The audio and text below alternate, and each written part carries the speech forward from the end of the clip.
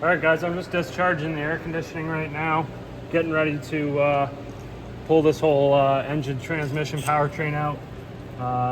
The air conditioning ports are in a very accessible spot on this. You can see here, we've got the low port down here, high ports right up top. Okay, so we're gonna get these plugged on. This is the 2014 Kia Sorento. It's pretty much the same as the Santa Fe from what I read. This one has the 3.3 liter V6 and it's direct injected. I don't know if it's direct and port injected, but I guess these had an issue with the valves getting carboned up. It's an issue like what the old Toyotas in the older IS 250 I think had. But anyhow, yeah, this thing's got a major issue.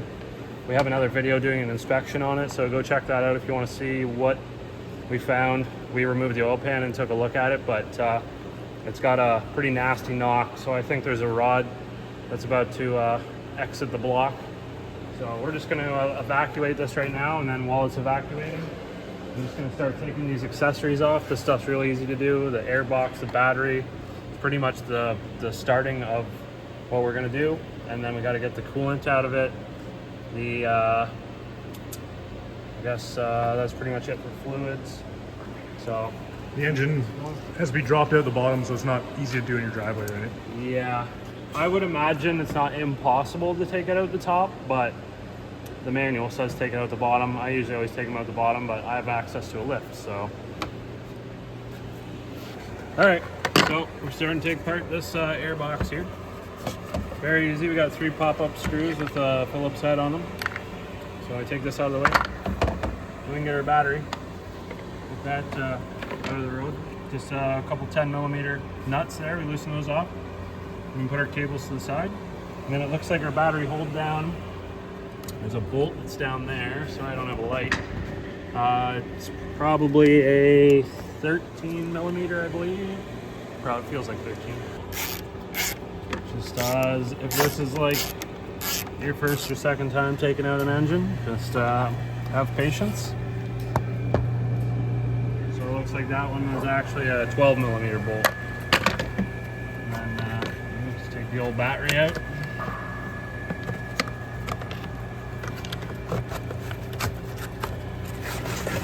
Battery blanket.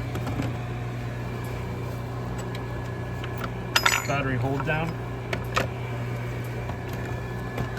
You can see I got a tray.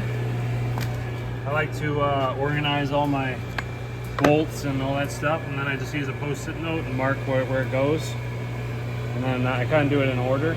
And I got a bunch of these trays, so then when I go to put it back together, I can just grab the trays and start doing stuff instead of looking around. So, okay, now that this is out, looks like we got 2 more 10mm bolts. This adjuster, some hose clamps. What I'll probably do is just take this with this intake duct, probably this hose, and take that all out as an assembly. There may be bolts down below in here. I'm not 100% sure.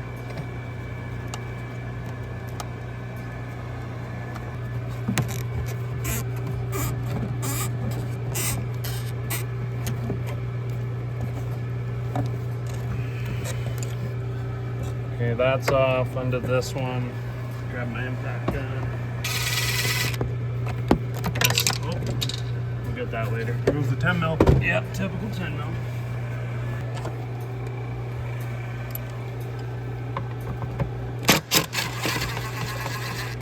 I see bolts in the back of that box, but I don't know if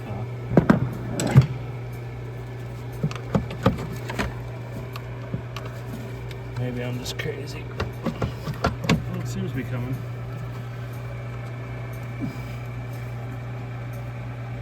Oh, it's been stuck on there for so long.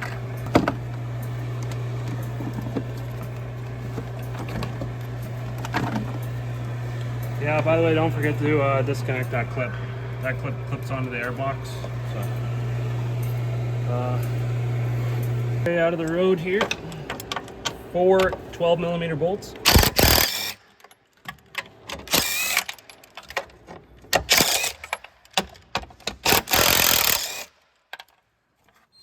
Looks like we got some wiring that's clipped on there, right there. So I can go ahead and try to disconnect that.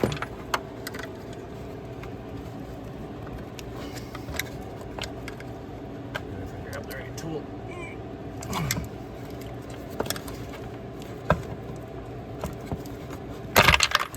Oops, drop a bolt.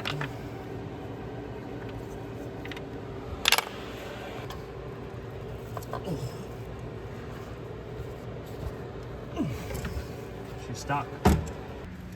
Okay, so we took our vacuum hose off here. I'm just gonna unbolt it. Actually, you know what? There's just a stud that holds it on. I was gonna unbolt it from the bracket, but I think I'm just gonna try to rip it off of here. Yeah, just like that. And then, yep, we just give her the old twister-rooney. There, just like that. And that can just hang out like that, drop the engine out, doesn't get caught up on anything, we're good to go. We're gonna lift it up and undo coolant. We're gonna drain the coolant. We also, you can see this wiring harness that goes to the fuse block and to this computer that runs everything. And this harness branches off and goes to all the different sensors and injectors and ignition coils, all that stuff. So we need to either undo it all off of the engine and leave it with the car, or take these off and bring it with the engine. So I've always found the easiest way for me is to just undo them at this point, because there's stuff that you can't get to unless you start taking the engine apart, and I don't want to do that in the car. So I'm just going to, these green tabs need to move forwards or towards the front of the car, I believe.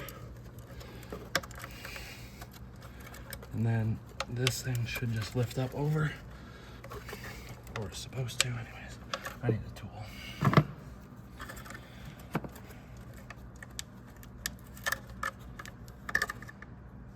See, that's locked. So that's unlocked. It's getting caught on the thing. All right, there's a way to do this. So unlock, then you push down on it. And hope there's not a bunch of dirt stuck underneath. And then with these types of connectors, try to like wiggle the connector and get it to come up, because it gets stuck on the connector, and when you try to just yank the handle, it breaks these little teeth off, and then you're screwed. So don't do that.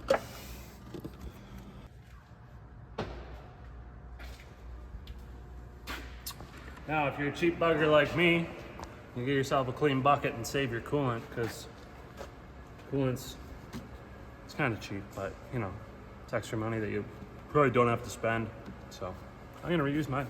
I can't even get to it.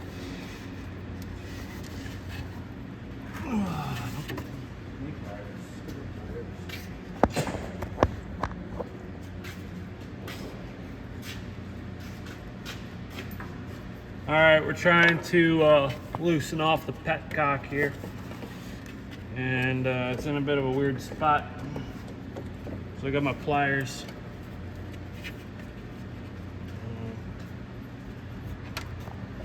Right. I forgot to tell you to remove the undercover.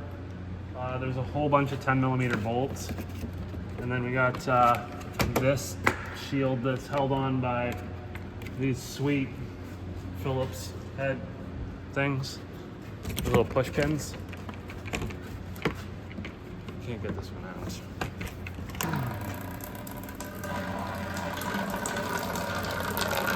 There we go. So it's puking out of that little hole right there. Go under. And yeah, we're just gonna let it drain. It's probably gonna take a while or whatever. Then I'm going to try to take the air conditioning compressor lines off, because these run up to the body, so we need to get these off and tied up out of the way. I might try to like stick them over there or something. So. Okay, we got the torches out here. We're going to be extracting these exhaust bolts that are on here. These ones don't look too bad, but if you take a look back at that back flange where it mates the catalytic converter, they are not very nice. So, get this torch fired up here. I'm just gonna try to see roughly what size these nuts were. And I'm gonna have to get some heat on them. I'm guessing they were 14 millimeter. So I'm gonna try to pick the best size socket that I have. I have some extractor sockets, but they only go up to a 1/2 inch. So I'm gonna get the heat in there. Obviously, if you're doing what I'm doing, just make sure that there's nothing in around there that you're gonna melt. You can see on this other side, there's an oxygen sensor there. And yeah, you don't wanna set the thing on fire, and you don't wanna destroy the parts that are near it. So we get some heat into that and we'll try to get those in. Okay, so we got our 2 bolts and our 2 nuts out. You can see there's not much left of that nut. The other side, I don't even know where it went. Might have just disintegrated when I took it off, but we have 2 more to go, and that's for the back of the pipe here where the flex pipe comes down to the secondary cat. And you can see there's more of a nut on that side than there is on this side, but there's almost no nuts on here. So you're gonna get hot, believe it or not. When you get those red hot, you will get like the skinniest, thinnest nut you've ever seen. Usually they come off. And then once that's off, I should be able to take this Y pipe that runs up over the subframe. That should come out. And we need that thing out, so. Okay, I gotta step down the sides.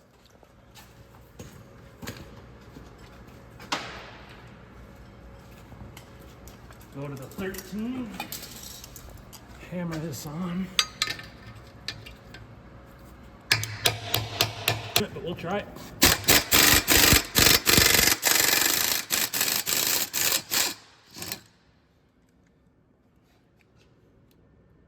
Yeah, so that was so thin that it just disintegrated off of there. Like, that's what I mean, like just chunks. You can see this nut. This is like the one that was beside that I said was in better shape. I don't know if you can see that well, but it is thin.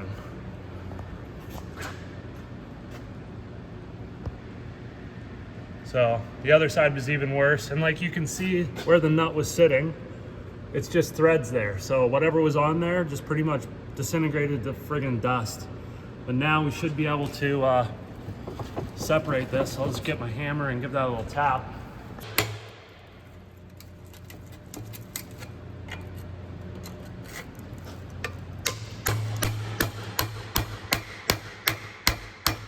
With the top of it on. Oh, you can't use the pliers because there's a fucking thing in the way. Son of a bitch. Okay.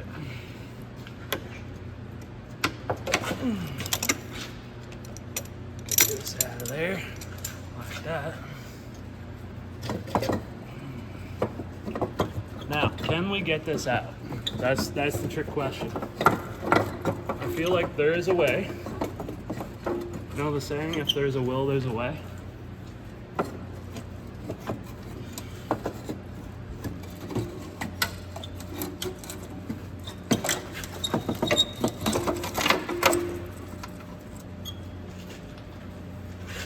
Makes sense why somebody cut that bracket off and welded it back on.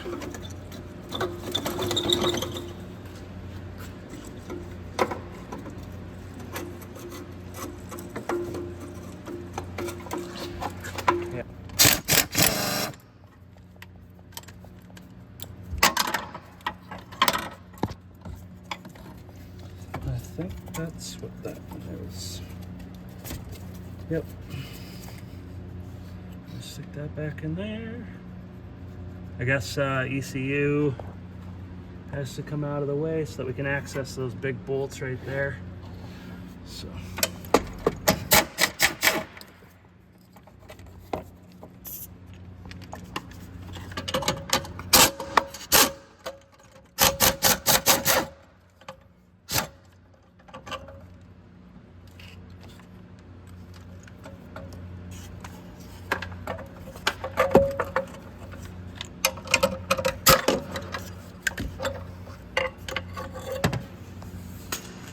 ground strap on this side.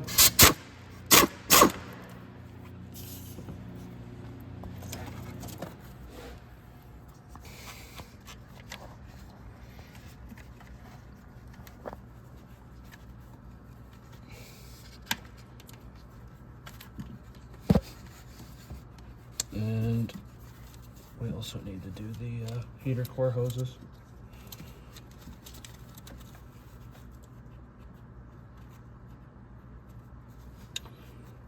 Like, where do you go to?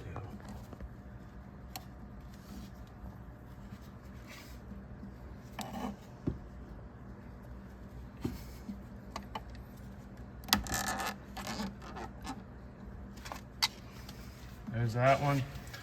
This is fuel. I'm surprised they don't have like a quick connect. Looks like just 2 nuts and this flange comes off. So now that we're all done with the torch, we can take those off underneath because it's just gonna puke fuel all over the place. So you can wear safety glasses if you want, that's up to you.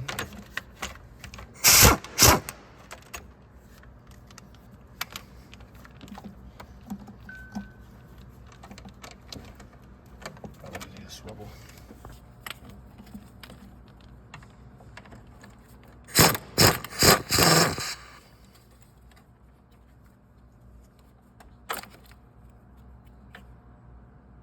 Not a whole lot of fuel on that.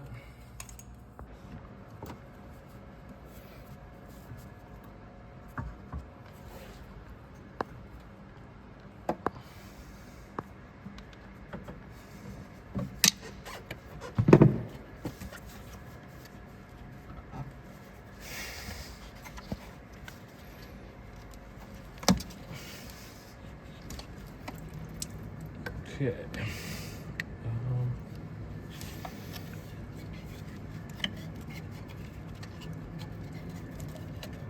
Stick that guy there. And we gotta get to the other side. Manufacturers really love to put the clamps in the most inconvenient spot that you could possibly imagine. Like if there's a spot that's wide in the open and the other side is like impossible to get to, they choose the impossible side every time.